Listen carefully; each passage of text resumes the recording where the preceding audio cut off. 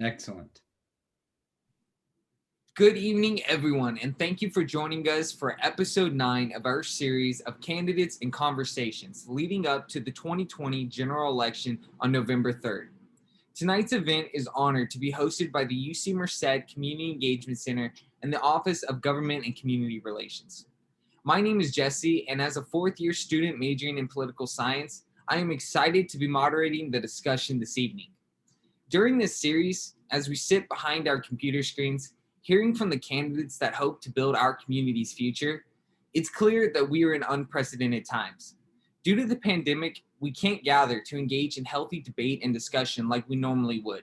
So we felt it was really important that we here find a way for members of our community at UC Merced, including our students, faculty, and staff, to engage with the candidates running to represent them. But this virtual format also makes it easier for UC Merced community to invite our friends and neighbors into the discussion and to join us from the comfort of their own home, and without having to deal with campus parking. So welcome to all. And please be sure to let your local family, friends, and neighbors know that they are welcome to join us for the upcoming sessions if they missed this one. Additionally, please be sure to remember to register to vote or check that you're already registered by visiting registertovote.ca.gov. Again, that's registertovote.ca.gov. Before we get started, we'd like to pause and acknowledge all local indigenous people, including the Yokuts and the Miwok, who inhabited this land, and thank them for allowing us to live, work, learn, and collaborate on their traditional homeland. Let us now take a moment of gratitude to pay respect to their elders and to all Yokuts and Miwok people, past and present. Thank you. Now let's go over a few housekeeping items. All participants are muted upon entry. We encourage you to use the speaker view instead of gallery view. We will start with some pre-selected questions for the candidate. Participants can type questions into the chat, and we will get to as many as we can during our allotted time. If you would like to ask your question live, please use the raise hand function or let us know in the chat and we will unmute you to do so. Again, we will get to as many as we can during our allotted segment.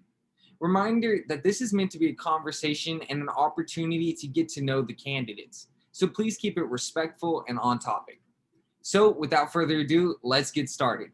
Tonight, we have the opportunity to hear from Josh Pedrozo, candidate for Merced County Board of Supervisor District 2.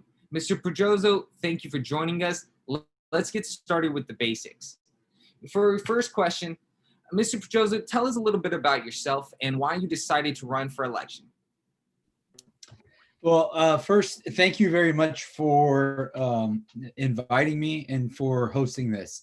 I know I've come out there a lot of times to have these conversations, and usually we'll be able to have pizza or something like that. Unfortunately, we can't do that now, but I really appreciate the opportunity to talk with you guys about what's going on. And I really want to also say thank you to discuss the register to vote and talking about how important that is because of the changing times that we're in, and people need to make sure that they are still voting. And then side note, bringing up the Yokuts, we used to find like mortars and pestles on our family's farm while we would like disc land and stuff like that. So it's really important to mention that. So I appreciate that. So my name is Josh Pedrozo. Thank you, Mr. Espinoza, for mentioning that. I was born and raised in Merced. I went to local schools here. I graduated from high school here in 2001. I went to Cal Poly in San Luis Obispo. And there has always been a sense of community involvement.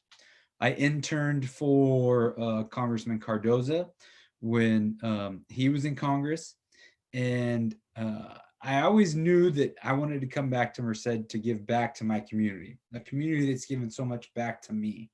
And so I came back to Merced because I knew that this would be a place that I could, help. Because the thing is, Merced, I saw, had so much potential but I didn't see that there was realizing that potential. And I thought that was something that we really needed to capitalize on. And so I decided to get involved in local government because I wanted to give back to my community as much as I can. The one thing that I'm really, really happy and focused on is, I have my wife who is from the Bay Area.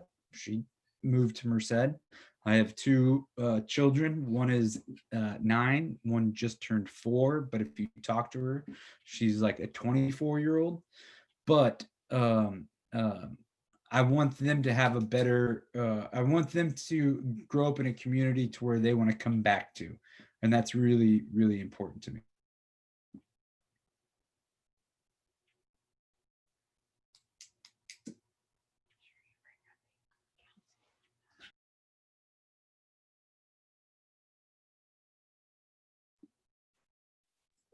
Jesse, you're on mute.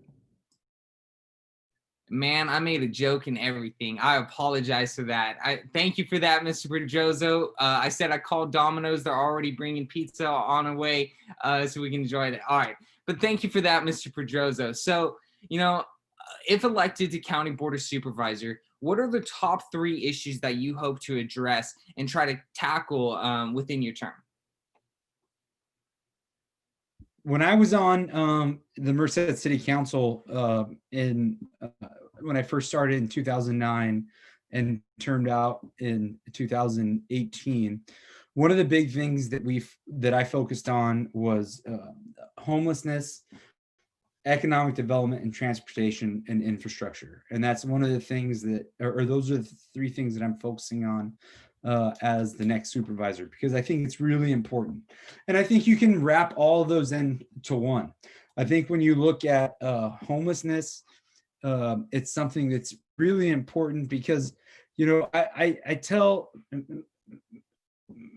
people all the time when we drive into Merced is that if you came into Merced and you saw what you see off the side of the road and you were heading out to UC Merced, is that what you want? Is that where you want to leave your children? And that's not something that anybody wants to do.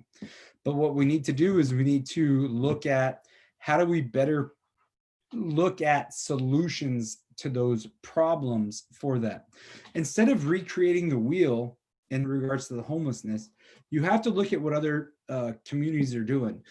Pasadena has done a program called the Heart Program, but they're also doing a housing program to where they found that 93% of their homeless population, if they're housed, does not go back into homelessness. And so we need to make sure that we are reaching out to that population. Transportation and infrastructure is something that's incredibly important to me. And the reason why it's important is because we have to make sure that we have connectivity, that we're able to connect our thoroughfares where we're at. So we have Highway 59, we have 99, we have 140, and I'll make an argument for 152 on the west side because all of those will connect. And having all of those connect, you can then bring in economic development because that's a lot of things that people want. When developers are coming in and looking, they want to look at, okay, well, how do we connect to the major freeways, the major thoroughfares to make sure that their goods are being transferred. I spent 4 years working on Campus Parkway, and going back and forth to Washington, D.C., to Sacramento, and Corey can attest to this, in talking about Campus Parkway and the importance of the development of Campus Parkway, the development of business, the development of industry on Campus Parkway. Not just Campus Parkway itself, but the community as a whole. And I think we have to look at that.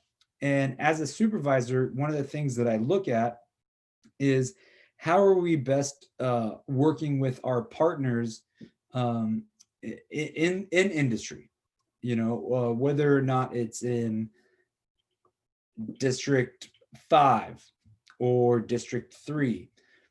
What's good for Merced County is what's going to be good for all of us, and we all need to make sure that we have a unified front moving forward on this. And so those are the three main things that I'm really focused on.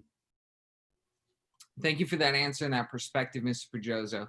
Our next topic is going to be on healthcare. So for decades, Merced County has struggled to convince doctors to come to Merced County to live and practice here. As a result, a recent study by Merced County Public Health Department showed that for every 100,000 Merced County residents, there are only 45 doctors, which is way below the national average of 77. Longer wait times can make Merced County residents more vulnerable to preventable illnesses, and specifically the residents that don't have the means to travel to a different county to get those medical services. So the COVID-19 pandemic certainly highlighted to us just how important access to healthcare is. So if elected as supervisor, how would you make sure that the county works towards closing this accessibility to healthcare?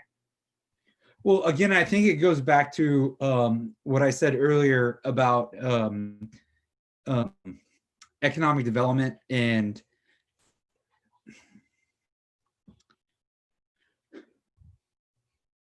having young children. I want to make sure that the access to healthcare is incredible, is at the forefront, right? And I think what we have to do is we have to look at, okay, why is it that they're leaving? What is it that why is it that they're not coming back? My best friend is a dentist in Fresno. One of my other really close friends is an eye doctor in San Diego, and I grew up with these people from third grade on, and they haven't come back. And what is it? Why is it they're not coming back? And what are things that we can do to make sure that they come back? And so we have to kind of look at all of that. I am 100% behind Adam Gray, or Assemblymember Gray, in supporting a medical school at UC Merced. I think that's incredibly important, because the hope will be that people will stay here. And that's what we have to do. We have to make sure that we're creating, a location, not just a destination. And we need to make sure that people have that access, because even it's affecting our minority community more so than it's affecting anybody else. And so we have to be able to take care of that and make sure that they are taken care of when they have this. All right, thank you for that perspective. So, kind of bouncing off that topic, but a related topic. So, according to a group of homelessness service providers and advocates, the Merced County Continuum of Care, there were over 600 homeless individuals living in Merced County in 2019. This is a huge increase of 93 people from just the year prior. Understanding that this is a huge issue with lots of organizations putting effort into it, what should the role be of the County Board of Supervisors to help deal with our homelessness? The role should be to be the leaders, to get out in front of this stuff. I mean, it's too little too late. You got to go out, and you got to, like I said earlier, you got to go out, you got to make the plan, you got to decide what the plan is, and then go from it. It's not, you're not going to penalize anybody. It's not a criminal thing to be homelessness. Let's find out, why are they homeless? What is it that we can do to help these people out? Because that's a lot of times what they need is just help, or just direction on where to go. And so we have to, as supervisors, you have to put policies in place to make sure that those things are together. Like I mentioned earlier, the Pasadena program, the HEART program. I want to look at programs like that. This was a couple years back, but what it did is that it sent a social worker out with a law enforcement officer. And what they did was they just talked to the people and said, what is it that you need? What services do you need? What can we provide for you? And if we can't provide for these services, do you have family? Do you have something that we can, get in touch with? And so at least they were out there and open. Doing a count, I mean, once or once a year doesn't necessarily really fix the problem. What needs to be fixed is, why are people homeless and what can we do to fix that and how can we help them?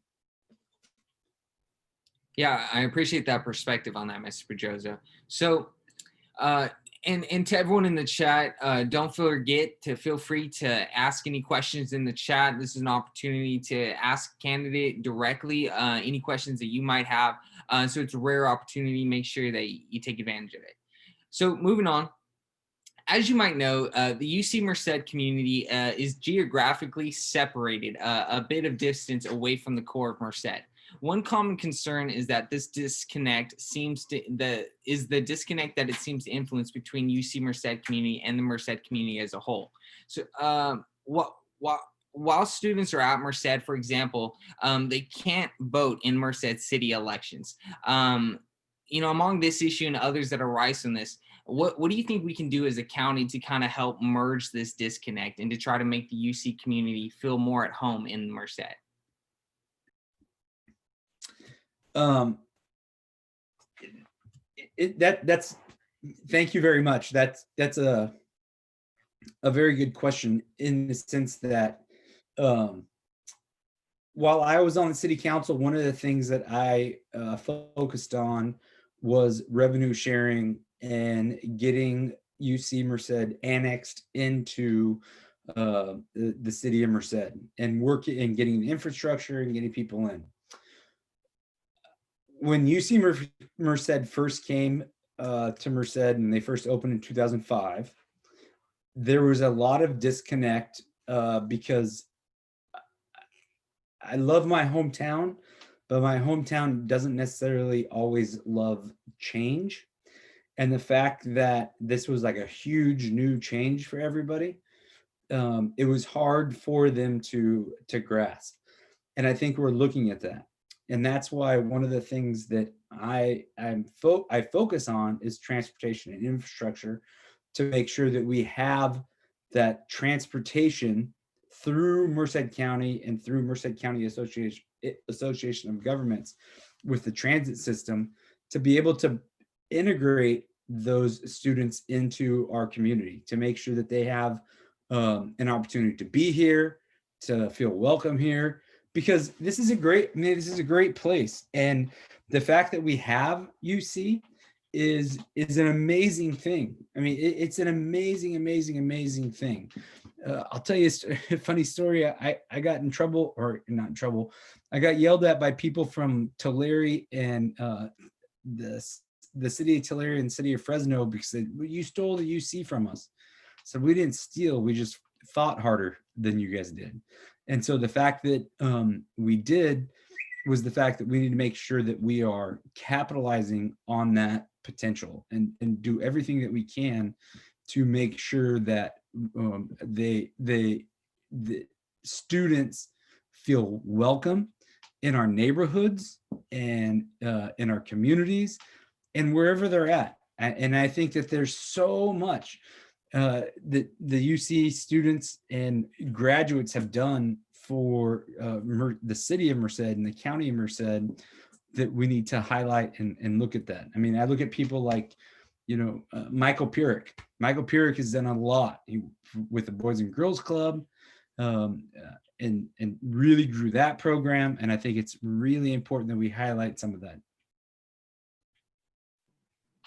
Yeah, thank you, Mr. Pedrozo. I really super agree with you. I think Merced's a great place.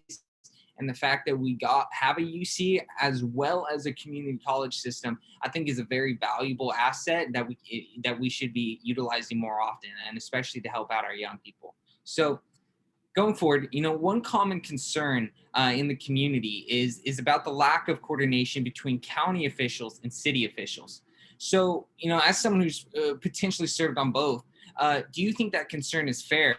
And if so, what would you do as a county supervisor to kind of merge that disconnect?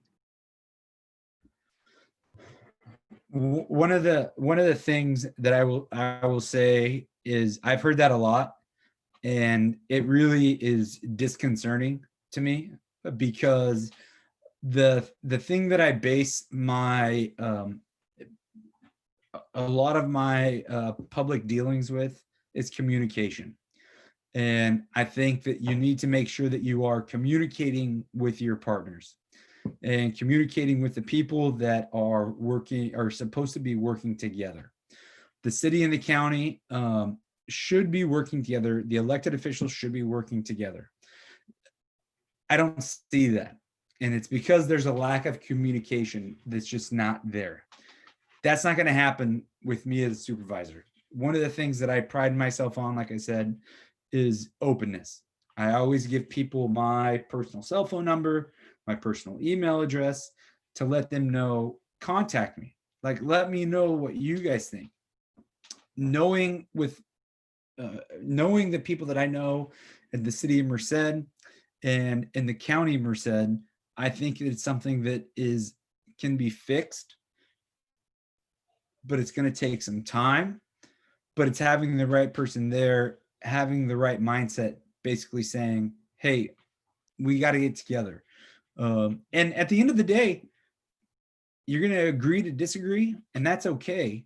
But at least sit down at the table and have that conversation. So as long as you can have that conversation, that's what's most important. Thank you for that, Mr. Pedrozo. So now the next topic is going to be on agriculture. So the Central Valley has long been known as the breadbasket of the nation, producing almost 10% of the nation's entire agricultural output. However, as the recent decade has shown, the area is also prone to lengthy drought periods. This loss of surface water has necessitated an even greater need for an extraction of groundwater, and in some cases, a reduction of agricultural operations.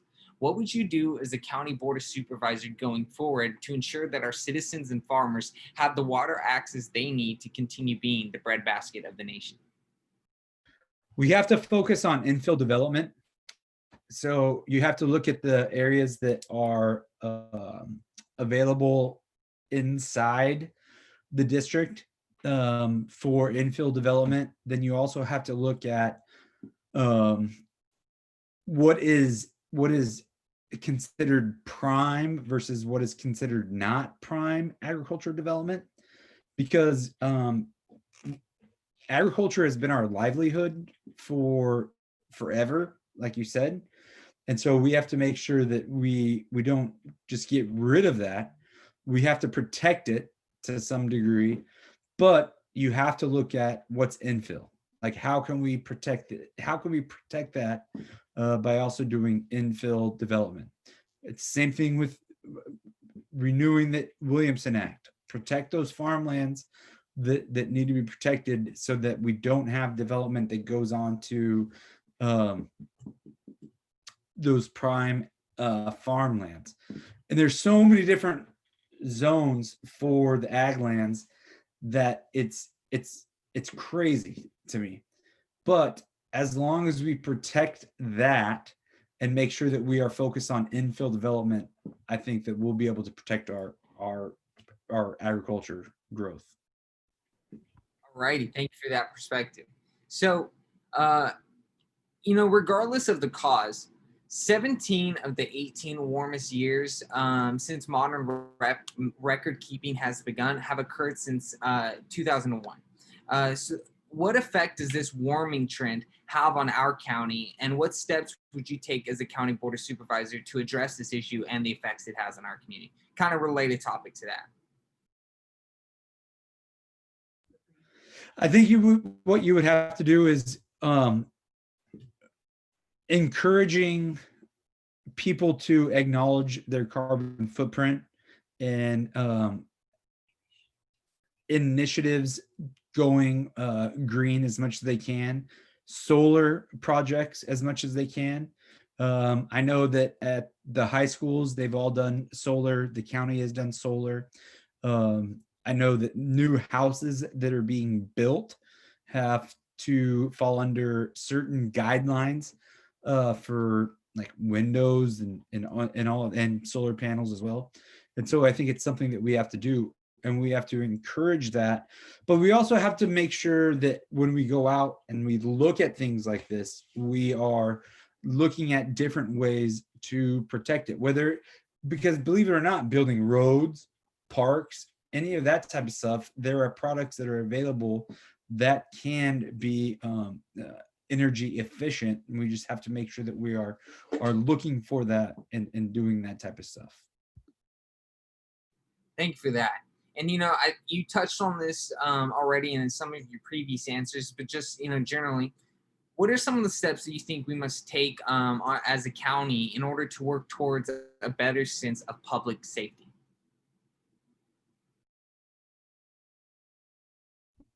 I think in regards to public safety, I think what you have to do is you have to make sure that the community, it's in and of itself, feels safe and protected. And if that requires hiring firefighters or sheriff's deputies, we have to have the means to be able to do that. And so that's like when you get to the budget, you have to look at the budget and take a fine tooth comb, and you look at it and you say, okay, well, what is best? What can we use right now? And what is it that we need? Right now, there's only, I want to say there's like 11 deputies that patrol all of Merced County. I think we need more. I mean, we need more people. We need more firefighters. Firefighters is a big deal. If something were to happen, God forbid, we would have to backfill. Like if something in the county, we'd have to backfill with Merced City Fire, then it would leave parts vulnerable in Merced and Merced County. And so we have to look at that type of stuff. Right now, there are 95 sheriff's deputies. And so we need to make sure that, they have what they need and they are prepared and trained, which they are, to fulfill their job as public safety officials. And the same thing with firefighters. We need to make sure that they have all this, everything that they need to protect our community. And I would fight for to make sure that they are still, that they're at the level that they need to be. Thank you for that, Mr. Pedrozo. So we got a question sent in through the chat. They ask, so Mr. Pedrozo, Lake Yosemite is county recreational area. How would you like to see Lake Yosemite better utilized? Bike and public transit options, ?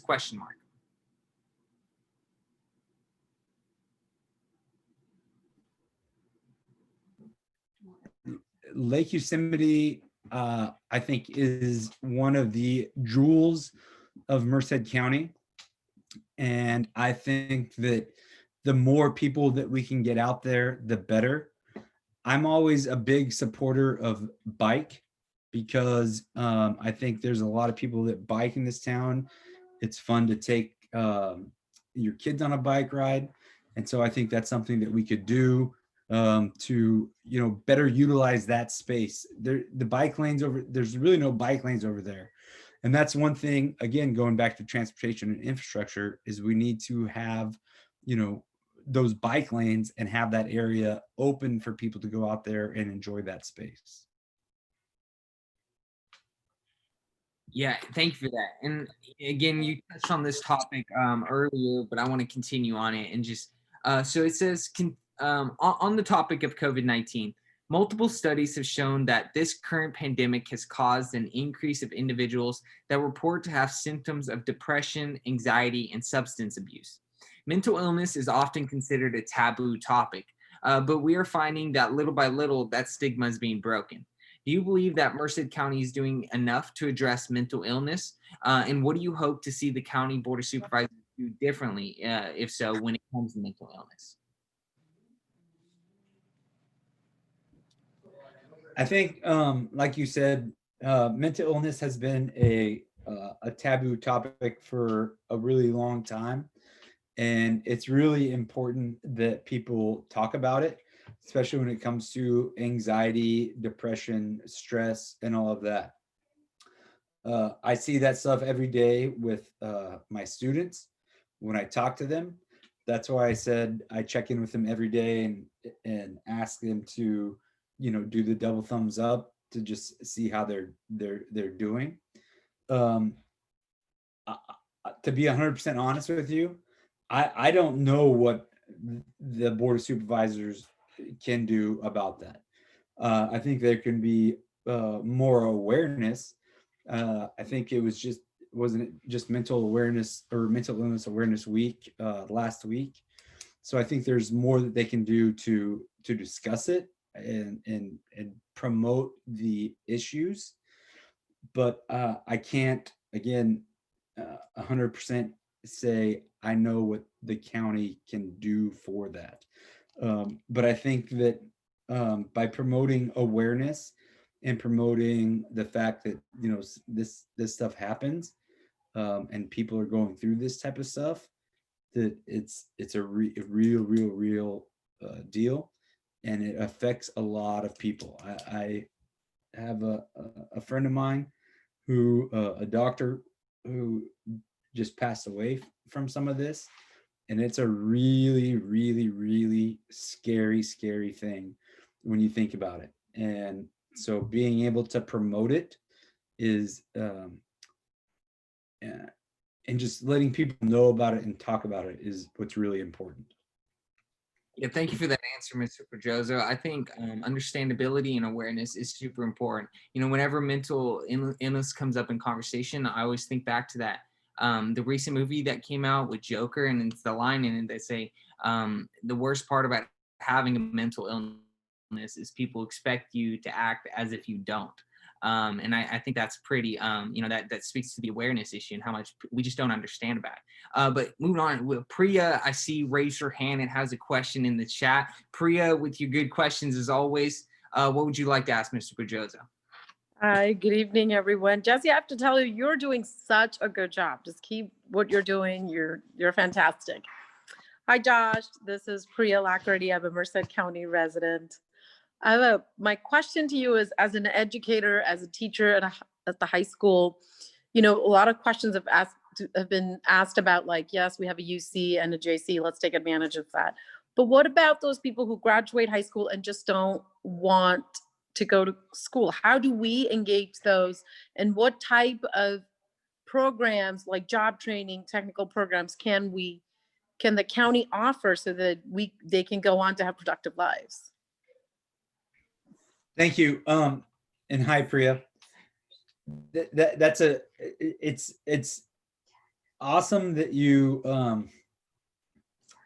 ask that, because one of the things that I'm very passionate about, and I have been since I've been an educator, is I've recognized the fact that not every single one of my students is going to go to college. And I know that, and that's totally fine. Like, college isn't for everybody, and that's fine. But what are we doing to prepare them to be successful, like you said, later on down the line? And the thing is, there are so many programs that are available through different labor organizations that can teach them apprenticeships, that can get them in. And so we have to make sure that we have those partnerships in place, so that as those students are looking at, hey, what do we want to do? I'm not saying track students. I'm saying, hey, okay, you're not going to go to college, but you want to be a welder? Perfect. Here's a program for you to look at. You want to be a mechanic? Perfect. Here's a program. We have opportunities to partner with organizations or labor organizations that can do that. And I think that's something that hasn't been utilized and hasn't been capitalized on yet. And I think that that's something that I'm really passionate about. After being a teacher for 13 years, I've had some excellent students. All of them have been excellent, but I've had some students that have gone on to college, some students that have not, but some of them that have not learned a skill, got a certificate at Merced College. And I think that's another, opportunity to really look at how much Merced College is able to capitalize on, or how partnerships with Merced College can capitalize on this. And I think that's something we have to look at. Thank you, Josh. I have another question for you. I recently found out that Atwater is, Only one, Priya. it No, I'm doesn't, just we have I'm just we have like 30 more minutes, Josh, like 20 more I'm just minutes. kidding. I'm kidding. I just, I have FOMO, I have to ask questions otherwise. So I recently read that Atwater is getting a Papa John's and Habit Grill.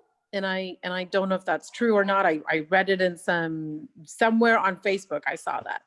And I know like Atwater, I'm not exactly sure which district Atwater falls under in the county lines and all of that. Why is that so much new stuff comes in Atwater and not in Merced County, especially? A lot of it. So District 2 does not go into Atwater, but a lot of it has to do with city planning, because with the city planning, the fee structure between Atwater and Merced is a lot different. So like, take for example, the Walmart and Super Walmart and Super Target, right? So what they did in order to do that was they said, okay, we're gonna not pay you impact fees. So they didn't charge them fees. They just said, we're gonna, put it back on the people. Well, what happened was Atwater got into $2 million worth of debt in water. And so they're like, what do we do? And Merced and Merced County has been willing to work with people to get them in. And like I said earlier, my job would be to make sure that we are looking at different ways to bring people in, and how are we being proactive, but also not putting us into a negative position budgetarily. Does that make sense? Totally. But I would love to have something close to the UC where, if students or staff or faculty want to just go out and just grab something off campus, we just have some options, right? Right now, the closest gas station is 3.5 miles. No, I understand that 100%. And that's why, while I was on city council, the revenue sharing agreement was so important to me, because that would allow us allow the city to annex that area into the county, to be able to start, or allow the city to annex that land from the county to start building stuff like that, because that's really important. It takes, I hate to say this because it sounds like a cliche, but time is nobody's friend. But it just takes a lot of time to get that out there. And the fact that we now have a revenue sharing agreement, hopefully we'll start to see some type of development going out there. We see the apartments that are going up on Yosemite and Lake. Hopefully that'll spur some stuff, further down the road. Thank you, Josh. You're welcome. Thank you, Priya. All right, Mr. Pedrozo, we got 2 questions sitting in chat. First question, really short. Can you explain revenue sharing? So revenue sharing is when the city annexes property into Merced County, or I'm sorry, hold on. They take Merced County land and the city grows, right? They have to pay a fee. So there's a fire fee that they have to pay, so like public safety fee. And then they also have to pay a fee for the sales tax base. And so whatever the sales tax base is at that time, they have to pay that sales tax. And then on top of that, every year, so it increases. And so this is what we did. Well, the county and the city had not had an agreement for a long time.